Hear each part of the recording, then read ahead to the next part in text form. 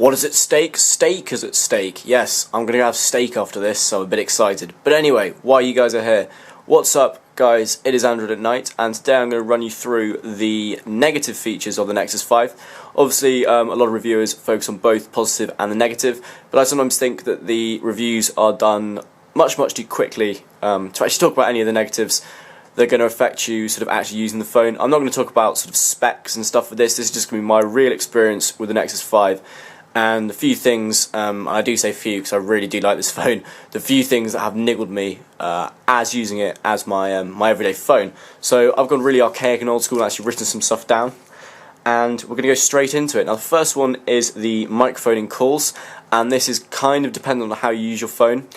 I was trying to find something that I could use to sort of represent my head in this diagram, but I think my fist is going to have to suffice. Often when I hold a phone, or these phones anyway, I tend to have a tendency to sort of hold it at that sort of angle, or just flat, which is my fault obviously for holding it in that way.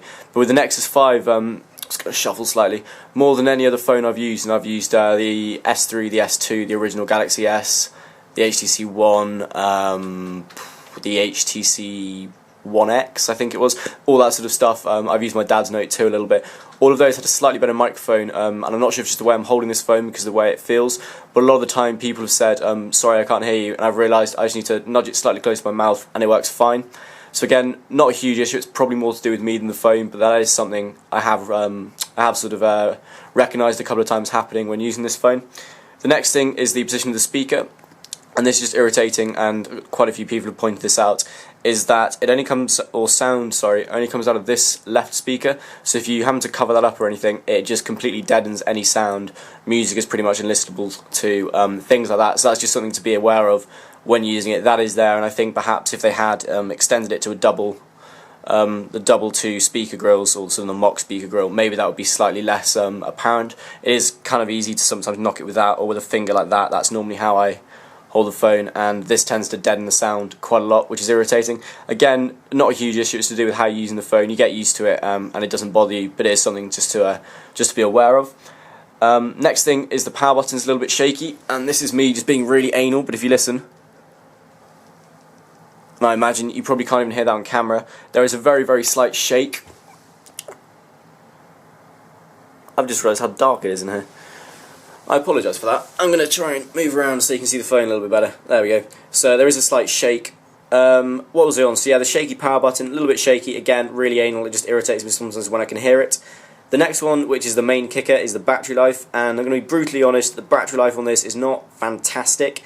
It's in no way bad. It just isn't anything to write home about. It kind of averages around sort of where most other phones at the moment are getting sort of. The HTC One, it's roughly the same as that, it's probably slightly less. It's kind of like the HTC One on sort of an average to poor day, so it does really depend on how you use it. If you're just using it as a light phone, you're going to be absolutely fine, but if you do a lot of gaming or streaming or anything like that, you probably won't get through a day. So I've got this, which is an external battery backup, which I've been using a lot. You can also buy battery cases specific for the phone. There's a couple that work really well, and I'll put links to those in the description. But the battery is the main thing, and you can do a few things to try and maximise it using apps and turning things down and stuff like that, like the brightness, all the things everyone knows. But the battery life isn't fantastic on this. So if you're buying a phone and you really need to be able to go sort of a day and a half to 2 days, you want to look at something other than this. But for the price, absolutely fantastic. And even with that little issue with the battery, I would still recommend this phone to pretty much anyone. Next one is the camera, which a lot of people talk about. I actually find the camera on this to be perfectly ample, and again it's really dark, I'm sorry, so you probably can't see that, but you all know what the camera looks like.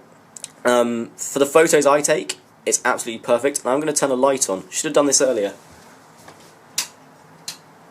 There we go. Oh god, if I did this for a living, I'd have known to do that. Where was I? Yes, camera. So the camera is ample, I find, for the photos I take. None of them have looked bad. I've had a lot of people compliment the phone. I was going to say me, that would have been odd. Compliment me on the phone, I guess I could say. Saying like, oh, that's a really nice photo, really good focus, sort of depth of field, stuff like that. So it does pretty well. The one thing I don't like is the fact that it protrudes so much, and there's obviously sort of a potential for that to get scratched. Mine hasn't scratched, I'm not sure if that's because I'm particularly careful, but I don't think it's actually too much of a worry. I think a lot of people, when it first came out, were like, oh god, it's going to die, it's going to get cracked up and caked when you put it on the table. actually seems to be fine. But that's the camera. Next thing is the lack of an SD card slot, which again, a lot of people were bitching about when it first came out. I don't like SD cards anyway, they irritate me, they get corrupt, they cost more, all that sort of stuff. I like the fact it's just got the internal storage, and for me, I've got the 16GB model, and that's absolutely ample. I've got a Nexus 7, so I shove all my games and stuff onto that. Don't have any games on this at all, really, apart from a couple of little ones. And the storage for me is fine. I don't feel the need to have an external SD card. If you're using cloud storage, things like that, you don't need it.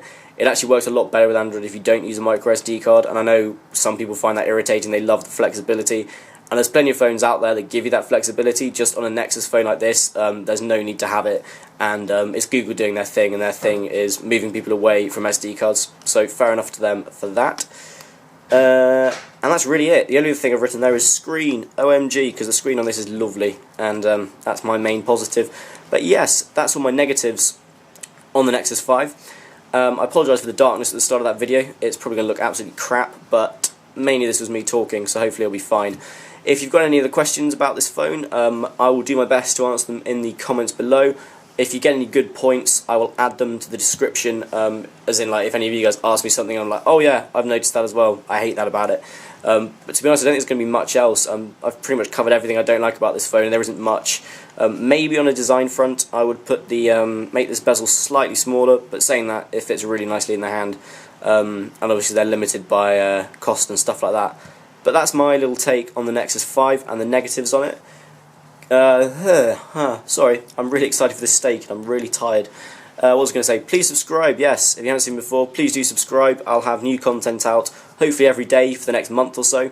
And yeah, we'll go from there. Follow me on Twitter as well, follow me on Google+. Please give this a like, comment below, and I'll see you guys in the next video. Ta-da!